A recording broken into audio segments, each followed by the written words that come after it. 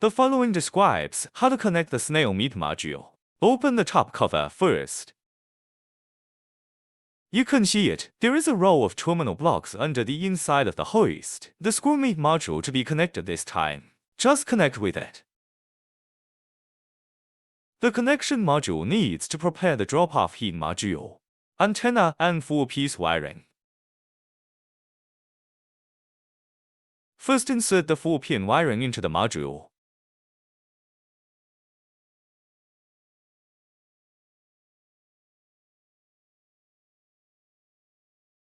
Then connect the antenna to the module. Just tighten it.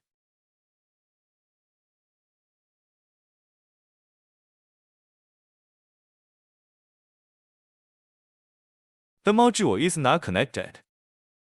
The following will connect to the hoist.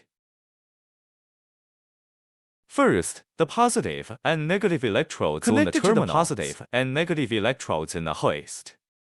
AB interface on the terminal. Connect to the of interface on the hoist. The Lora module is now connected. Can be used.